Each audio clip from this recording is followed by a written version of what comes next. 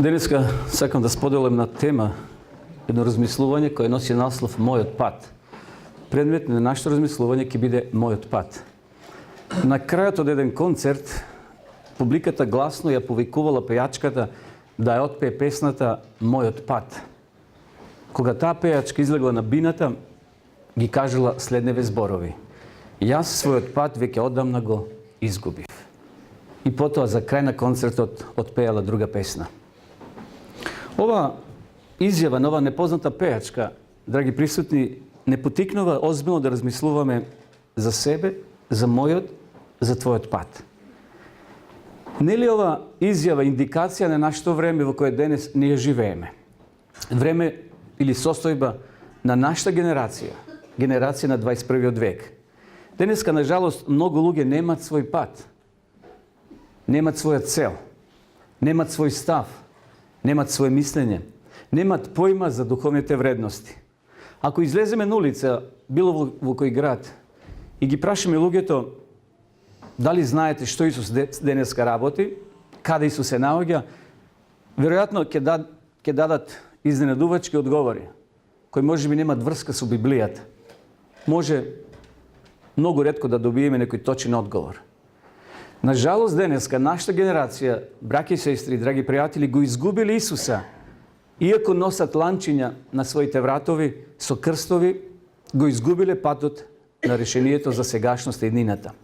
Денеска, на жалост, многу луѓе живеат од наследство на минатото, мислејќи дека традицијата ќе ги спаси, мислејќи дека она што го наследиле од своите предци ќе им помогне да го пронајдат вистинскиот пат. Мислиме дека е доволно ако уживаме во наследното христијанство. Ако 2 пати во годината отидеме во црква, запалиме свеќе на Божик и на Великден. И ако понекогаш се помолиме, можеби во некоја посебна криза. Денеска се поставуваат современи прашања. Прашања кои се одлика на нашата генерација. Еве, на пример, прочитав дека современите футуристи, они кои предвидуваат што ќе се случи во скорешна или во далечна иднина, вела дека во наредните 1000 години животниот век на човекот ќе се продолжи на 120 години. А они похрабрите вела дека човечкиот век ќе се зголеми од 300 до 400 години. Секако тие се надеваат дека е можно со одгледување на поедини човечки органи, како што е бубрек, како што е желудник и нешто слично. И така наречено клонирање на хумани органи за човечкото тело, едноставно како резервна гума или резервни делови за автомобилот, одиш во проданица и ги менуваш свекиците, карбураторот или нешто слично. Така некој замислува дека во иднина, во тие посебни инкубатори на двојници од клетките ќе се одгледуваат поедини човечки органи кои се најчести заболуваат, да може да ги промениш. И така човечкиот век ќе се продолжува. Футуристите предвидуваат дека во наредните години или период децата на училиште ќе поаѓаат од навршени 3 до 4 години. Па еве, ова генерација веќе деца од 5 години одат или 6 на забавиште. А никога бевме деца од 7 до 8 години почнувавме. Ете како полека таа идеја на тие футуристи како да се остварува. Значи, во иднина децата ќе се озреваат многу порано и затоа ќе се испраќаат на училиште. Луѓето за време на својот век, велат овие футуристи, ќе променат 2 до 3 занимања, 2 до 3 локации на живење. Ние се вразуваме овде многу во Македонија за своето родно место. Во Австралија сите се дојденици, дојдени преку 180 нации. И тие воопшто не се вразуваат за куќа, за стан или за нешто слично како град. Тие ги минуваат становите за својот животен век неколку пати. Дали живеат во Сиднеј, во Бризбен или во некој друг град. Воопшто не ги врзува нешто за својот роден крај. Мислам за куќа или стан. Ние овде се врзуваме. Но еве, овие размислуваат дека луѓето за време на тие 120 кусур години ќе ги минуваат 2 до 3 локации. Ќе продолжи со интензивно истражување на свемирот, односно на вселината. Но знаете што е жалосно? Се уште нема пронајдено за смртта, лек за смртта. Значи во иднина гробарите и фирмите кои прават споменици ќе имат работа, не плашејќи се да изгубат својата професија. Еве, од весник имам исечок кога е во прашање Вселената. Еве што пишува овде. За 5 години космос туризам ќе биде реалност. За 5 години. Ова е веќе стар број на списание. Според Вселенскиот тарифник, за 500 грама тежина, што ќе се најде во вселенската торба, треба да се платат $10,000. Само за 500 грама. А кога со визер летаме за Германија, тешко не да платим $1,500 за торба. Или за килажа која се носи. Сега вели за $98,000 компанијата Space Adventures прима резервации за вселенските патувања. Ајде да побрзаме, бројот се исполнува. Значи, гледате вселенскиот туризам колку е развиен. Вселенскиот турист се врати на земјата, престојувал таму извесно време. Овде и цената колку платил. Да, $21 милион. Човекот е овде на слика. Добро, тоа е само како илустрација дека луѓето во ова време сакајќи да го пронајдат својот пат, одат на некои погрешни патишта. Дали сме се прашале каде денеска Исус, браќи и сестри? Што работи? Дали Исус користи најсовремен Android, Pentium, компјутер или интернет, мобилен или некој друг вид на современа технологија на комуницирање? Како Исус гледа на крајот на светот? Ова ни е се откриено во Библијата, но луѓето бараат решение на други патишта, бараат одговор во други книги. Дали сме ние заборавени на маргините на Вселената? Дали сме ние едноставно отфрлени? Што тој, Исус, мисли за еднината? Дали може да ни помогне? Дали му е важно нашето постоење на овој свет? Или пак тој, Бог, Исус, има некоја турнеја и нема време за нас? Има ли денеска Исус порака за тебе и за мене? Ајде денеска да го откриеме вистинскиот пат кој треба да го следиме јас и ти. Да не одиме по свој собствен пат, зашто тој пат ќе не однесе назад во гревот. Тоа се само неколку прашања кои барат и вистински одговор. Секако немаме ние денеска време на сите да одговориме, но ако ги побарем одговорите кај денешните футуристи ќе не идеме на молк.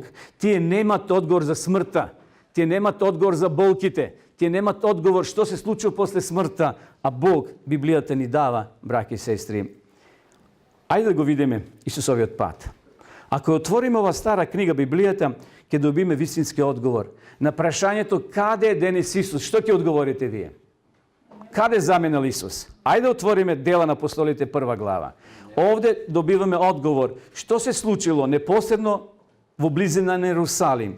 Таму пред кусур од 2000 години. Нешто се случило. Имало сведоци, вели апостол Павле во Коринтяните 1:15-6. Еве го текстот, Дела 1 глава, 9 до 11. И кога го рече тоа, се вознесе пред нивните очи. И сега внимавајте. Еден облак го зеде од пред нивните погледи. И кога гледаа, значи гледале подолго, кон небото, додека тој се вознесуваше, ете двајца мажи во бела облека, застана покрај нив и им рекоа: мажи галилејци, зошто стоите и гледате во небото? Ово Исус, очигледно тие ангели покажале со своите раце кон Исуса. Ово Исус кој од вас се вознесе во небото, ќе дојде така како што го видовте да оди во небото. Значи, после завршувањето на својата мисија, браќи и сестри, Исус едноставно заминал во облак или на облак на небото. Павле вели дека биле присутни околу 500 луѓе, сведоци. Замислете 500 мажи или жени. Ако тие се вратиле во своите домови, им кажа на своите сопруги или на своите деца, замислете тогаш немало комуникација како денеска. Една порака притиснете на интернет и 100 души можат да добијат веднаш порака. Или на повеќе лица да им се пренесе информацијата. Меѓутоа, овие 500 сведоци, ако кажале најмалку на 10 своји пријатели, тој ден, навистина тоа би било голема бројка. А тогаш фамилиите биле многу бројни и таа бројка се ширила и таа информација, така да веста се пренесувала многу брзо.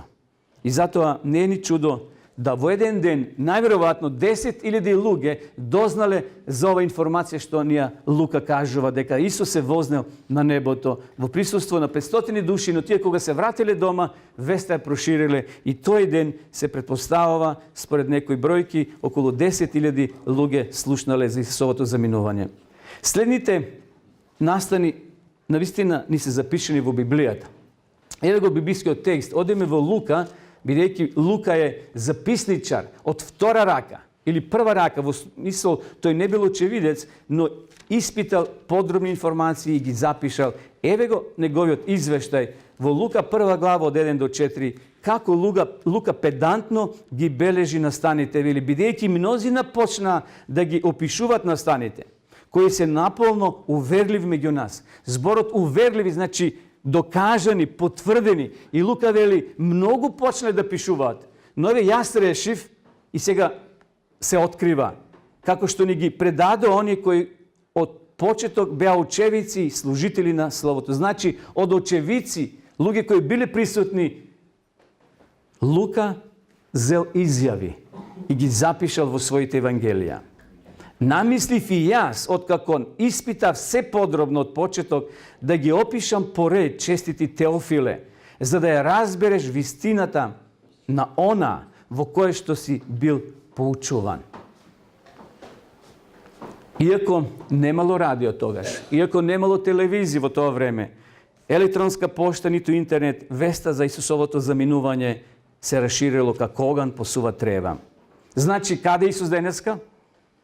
На небото. На небото. Исус заминал на небото. Позади него што останало? Витлеем, местото на неговото раѓање. Назарет, местото каде што со своите прсти, со своите раце го научил првиот занает, а тоа е дрводелскиот занает. Остана Ерусалим, град во кој тој го доживел најголемото понижување, град во кој се одржало најбезобразното судско рочиште. Библијата вели дека Пилат кажал, не наоѓам никаква вина. И што направил визуелно, символично пред масата луѓе. Побарал вода и вода била донесена, била излина неговите раце, символ дека тој не наоѓа вина и дека тој нема ништо ако се случи погрешна пресуда, ако го распнат Исуса. И затоа тој сакал да се огради, тој сакал да стави зид помеѓу масата луѓе кои велеле распни го. Пилат ги мие своите раце, но не може да го измие своите, не може да измие својата совест, зашто дозволил да се трампа Исусовиот живот со животот на еден пропалица, на еден убиец, на Варава кој веќе заслужил затвор. Да, Ерусалим, во кој град била донесена најсмртната пресуда во историјата на човештвото. Позади Исуса останала Голгота, место каде што Исус бил распнат помеѓу двајца разбойници. Потоа следи воскресение, како што вели Библијата, па се јавил на своите ученици, на апостолите и како што читавме, заминал на небото, како што Библијата го опишува. Еве тоа е, почитувани браќи и сестри, накратко Исусовиот пат. Исус имал своја цел, Исус имал свој пат. Но кој е твојот пат? Дали имаш собствен пат, во своја режија, или одиш по Исусовиот пат? Многу е опасно ако следиме свој собствен пат. Пред 3 дена загинаа два млада живота во Грција на планината. Зошто? Го следеле својот пат. Се одвоиле од групата кои го следеле патот кој бил трасиран. Тие сакале и по цена на живот да одат да го освојат патот, но наместо освојување на целта паднале во дупка. Немој да одиш по својот пат. Тоа е голема опасност. Следи го патот кој е обележен со крвта на Исуса Христа. Тој пат е проверен, тој пат е навистина вистинит и тој ќе не однесе до небесното царство. Ајде друго прашање да видиме на тој Исусов пат. Што денес Исус работи на небото? Што Исус работи? Каква служба обавува денеска тој на небото? После појавувањето на Исуса на ова наша земја, или пред да се појави во тело на ова наша земја, знаете дека Исус е од вечноста. Ако некој ви каже, драги млади, дека Исус е од Витлеем, не држи вода. Тоа не е библиски одговор. Библијата вели, Исус вели, јас сум пред Авраам. Да, Исус зел човечко тело, се отелотворил, станал човек како би станал жртва на помирување за оние кои ќе поверуваат во него. Јован тоа убаво го запишал во првата глава од неговото Евангелие, од 1 до 4 и 14 стих. Во почетокот беше Словото, и Словото беше во Бога, и Словото беше Бог. Значи Исус е Бог. Исус е тоа Слово. Тој беше во почетокот во Бога. Се стана преку Него. Исус е Создател. Исус е таа главна алка во создавањето. Иако во Стариот Завет Исус е како завесата, многу не се експонира, но Исус е главната фигура, главниот Создател. Се стана преку Него и ништо не стана без Него. Во Него беше живот. Исус е извор на животот. Исус вели, јас сум водата, јас сум таа карпа. Исус е таа карпа, вели во книгата Патриарси и пророци, кога Мојсей удрил во карпата и потекла студена вода среде пустиња. И светлината свети во темнина и темнината не ја офати. И сега читаме 14 стих кој вели, и Словото стана тело. Значи, тоа Слово, Исус се отелотворил на чуден начин, тоа е тајна за нас. Бог ќе ни таа тајна открие во вечноста. Како се случило тоа? Ја не знам да ви објаснам.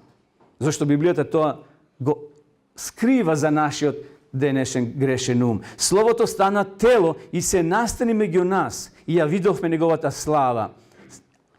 Интересно, евреите не ја виделе таа слава, него тројца незнабожци кои го читале Стариот Завет, дознале дека ќе се појави Исус, односно звездата на исток.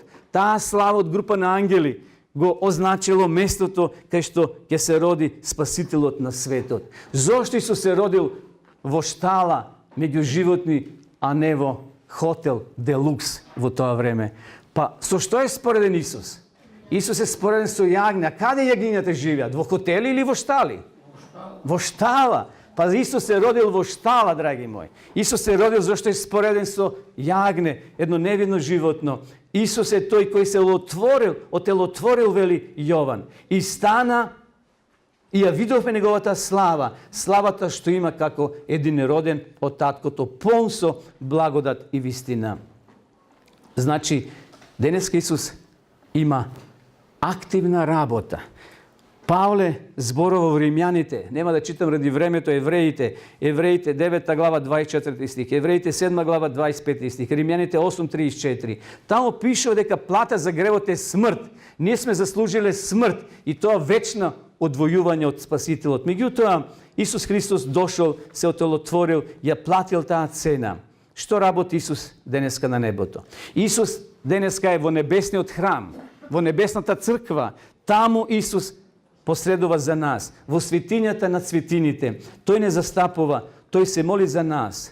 Нажалост, ова вистина од многу верски заедници е заборавена и немаат појам, нажалост. Иако книгата на Евреите постои, Павле зборува многу јасно и гласно за Христовата работа, за неговите активности, што се случува денеска горе на небото.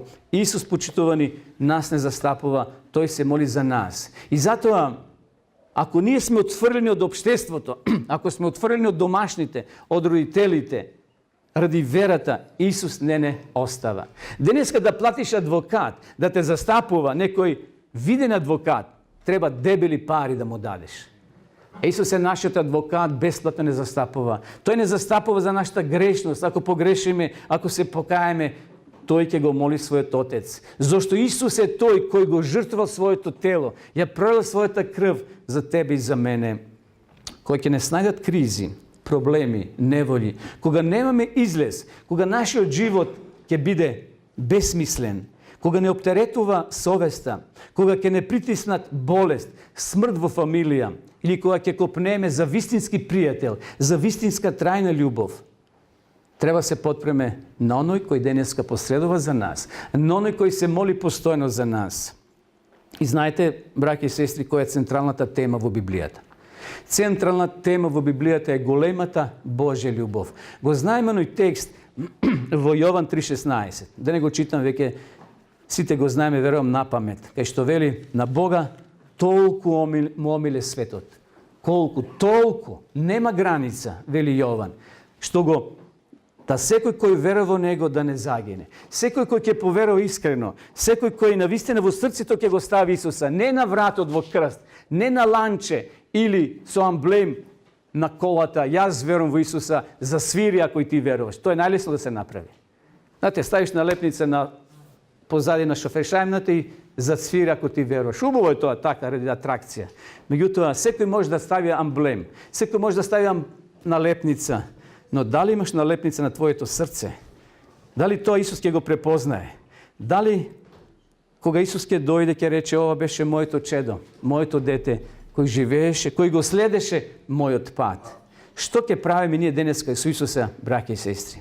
Денес се повеќе и повеќе слушаме во овој трет милениум за напредни работи кои науката ги пронаоѓа.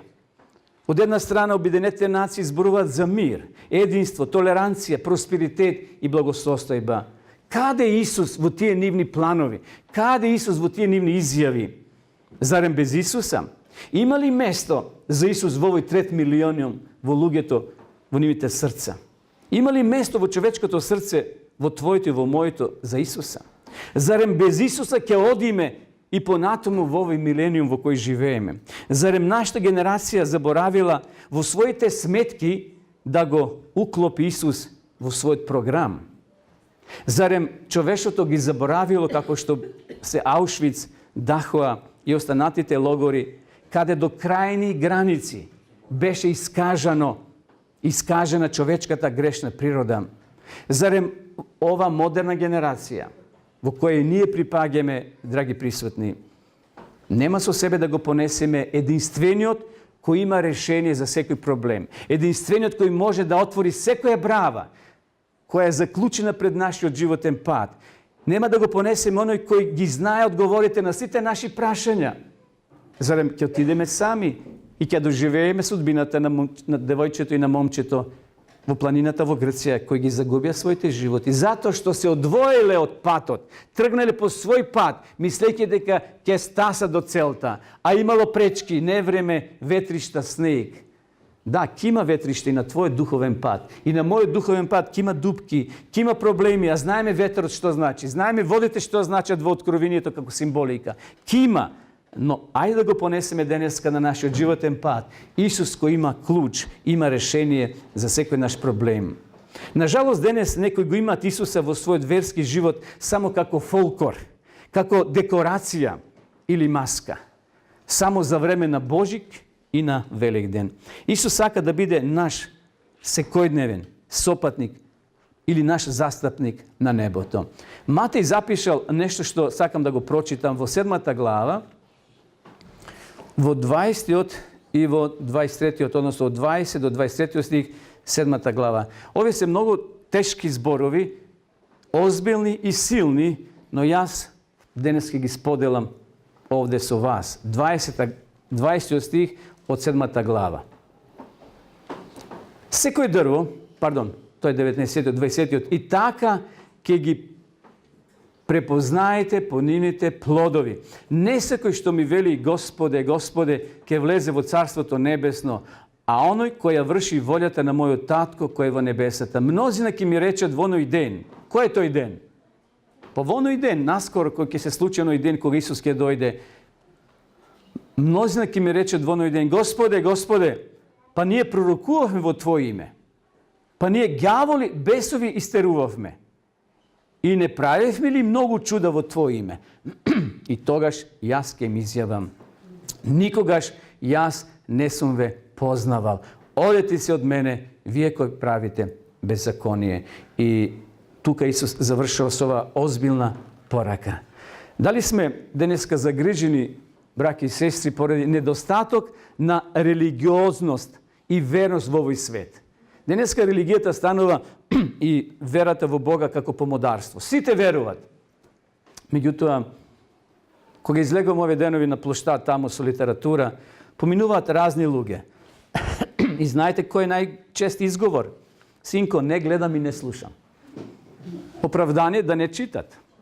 Немат очи. А иглата ќе ја видат доле. Ако им падне 10 денари, ќе ја земат. Во ред, може тој нивни изговор. Меѓутоа има и искрени души кои доаѓаат, кои земат, вели, дајте ми од сите броеви, од сите списанија, односно од сите книги кои се бесплатни. И тие ги земат и вели, јас сакам да ги читам. Ќе наидеме на секакви случаи, но воопшто, на жалост денеска, како религијата да станува помодарство. Денеска се намалува религиозност и верноста. Но ајде да ги оставиме тие таму, да се свртеме денес кон нас овде. Еве прашање. Ако констатираме дека мојата, твојата религиозност се намалува, ако избледува како стара облека, што да правиме? Ако избледи облеката, одиме во дуќан, купуваме нова, така. Но ако избледува мојата вера, религиозност опаѓа, тоа е знак дека денес е време повторно да се обратиме кон Бога, да го побараме живиот Бог. Како што читавме каде е денес Исус, тој е на небото. Но толку е близу, само една молитва е доволна. Исус да влезе во нас, односно да биде со нас и да ни помогне во нашите проблеми. Не поради страв за својот иднина, туку да се ослободиме од стравот што иднината го нуди на наша радост. Постои ли нешто, драги мои пријателе, брати и сестри, што може да не одвои од нашиот пријател? Може ли нешто да не одвои од Христојот пат? Павле имал своји пречки, Павле имал своји проблеми, Павле имал своји падови, но и своји качувања на висина. Еве Павле што кажува. Ајде да прочитаме во Римјаните 8 глава, да видиме кои пречки Павле ги набројува, како да ги чита денеска тој нашите срца, како да ги чита нашите животи, гледајќи со какви проблеми ние денес се бориме. Но Павле овде во Римјаните во 8 глава прецизно ги набројува работите што може да бидат пречка на мојот пат, на твојот пат, за да престанеме да го следиме Исуса и да следиме некој друг пат. Во 8 глава, од 35 стих па до 39, еве што пишува. Кој ќе не одвои од Христовата љубов? 35 па подолу. Неволјата ли? Притеснувањето ли? Гонењето ли? Глад? Нема што да облечеш? Или гибелта или мечот? Како што е напишено, заради тебе не убиваат постојано, не сметаат како овци за клање. Јас синоќа спомнав во темата дека малиот рог или антихристот, таа институција како движење, како црква, убиле повеќе христијани отколку Хитлер за време на Втората светска војна. Која бројка спомна синоќа? Појаката беше 150 милиони луѓе загинале христијани само што обожавале друг пат што следеле, а не тој актуелен пат што други го трасирале. 150 милиони крстосносни војни, меѓусебни судири. Но Лутер, Хус и останатите негови соборци. Лутер што рекол? Овде стојам и не можам другчие. Бог ми е сведок. Да, Лутер го следел патот на Христа. До тогаш тој следел друг пат, но читајќи Библијата дознал дека следи погрешен пат. Но Лутер ги знаел овие проблеми. Лутер знаел дека ѓавот ќе покрене и кога бил повикан во Вормс на сослушување, Лутер вели таму да има 1000 папи, 1000 ѓаволи, нема да се уплашам. Ќе застанам на страна на вистината. Ќе го следам вистинскиот пат. Овде Пауле, браќи и сестри, зборува за проблемите кои може да го попречат твојот и мојот пат. Зашто сум уверен, Павле вели, дека ни смртта, ни животот, ни ангелите, ни властите, ни сегашноста, ни иднината, ни силите, сите да се соберат сили противнички кон Бога, ни височината, ни длабочината, нито некое друго создание ќе може да не оддели од Божјата љубов која е во Христа Исуса, нашиот Бог. Исус не повика денес дали сме млади или стари, дали сме возрастни или малолетни или полнолетни, не повикува денес да дојдеме кај Него. Ево уште 2 текста и ќе одеме кон крајот на ова размислување. Јован 6 глава, 35 стих, го читам следниот текст. Исус му рече, Јован 6:35. Јас сум лебот на животот, кој доаѓа при мене, нема да огладне, и кој верува во мене, нема никогаш да ожедниш. Брати и сестри, ако чувствуваш глад и жед за правдата, денеска Исус ти нуди бесплатно решение. Денеска Исус ни нуди нешто што нема никаде да го најдеме. Сега ти си на потек. Јас. Дали ќе го следиме Христојот пат, кој е обележен со неговата крв и тој пат е безбеден? Знаете што се случило во Америка, тамо некаде во многу одамна. Луѓето од исток оделе кон запад по злато, мислејќи дека тамо ќе отпочнат нов живот. Тргнале цели семејства со оние запрежни коли со коњи. Знаете оние каубојските коли како изгледаат.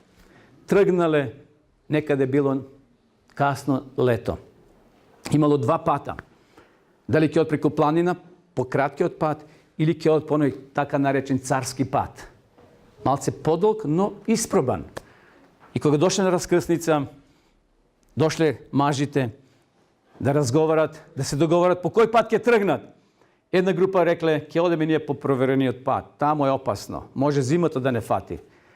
А оние помладите, попрегавите, сакајќи свој пат да трасират, тргнале по тој пократкиот пат. Меѓутоа попат се установило дека тој пат е нерасчистен. Никој по него не одел. Дупки, камења. Почнале колите да им се расипуваат, тркалата да пукаат. Знаете, они со обручи што, они дрвените тркала. И така цела есен пешачеле, односно патувале. Ги фатило зимата. Паднало снег, скоро 1 до 2 метра. Пошле да трошат храната која им била на залиха. Меѓутоа, коњите повеќе не можеле да одат. Патот бил блокиран. И решиле да останат и да презимат зимата таму длабоко во планините. Потрошиле се вода, храна. Ги јаделе, ги вареле оние од коњите, од како се викат оние амутите што ги имале и се она што е од кожа, почна да ги варат и да ги јадат. Половина од тие семејства умреле, остуденило од глад. А она другата група безбедно стаселе. Зошто? Затоа што го прателе патот кој веќе бил трасиран, патот кој бил обележан, патот кој бил сигурен. Кој пат ти ќе следеш, брат и сестра? Твојот пат или патот кој Исус го поставил? И сосема на крај, Јован 14:6. Еве што пишува. Текстот многу јасен, многу познат за сите нас, но како кулминација на ова размислување на мојот пат, Исус ни кажува следново. 14 глава, 6 стих. Исус вели: Јас сум патот и вистината и животот. Никој не доаѓа при татко ми освен преку мене. Брати и сестри, дали ќе го следиме Христа? Дали ќе го следиме неговиот пат? А тој пат ни носи вистина, тој пат ни носи живот, тој пат ни носи радост, не само овде, туку и во вечноста. Знаете што? Овој пат, Исусовиот е сигурен пат, проверен пат, пат кој единствено може да не однесе во небесното царство, во друштво, знаете кај кого? Знаете кој не чека горе? Кој прв се вознел на небото? Енох, тамо е Илија, тамо е братот Мојсеј. И сите оние спасени, кои ќе бидат спасени кога Христос ќе дојде. Зошто? Затоа што благодарение на Христојот пат што го следеле, се нашли тие таму или ќе се најдеме ние таму кога Исус ќе дојде на оваа земја. Кој пат ти ќе следиш? Кој пат ти ќе одбереш? Е прашање од животна важност. Може да отфрлиш, може да одмамнеш со рака и да кажеш баш ми е гаеле. Се можеме. Но и резултатите треба да биде подготвени да ги поднесеме. И резултатите треба да ги понесеме. Моја молитва пред Господа е да сите ние го следиме Исусовиот пат, да го следиме Божиот пат. Тој пат е вистински пат. Господ да ни помогне да не одиме по својот собствен пат, бидејќи ни одамна сме го изгубиле својот пат. Нека му е слава на Бога. Амин.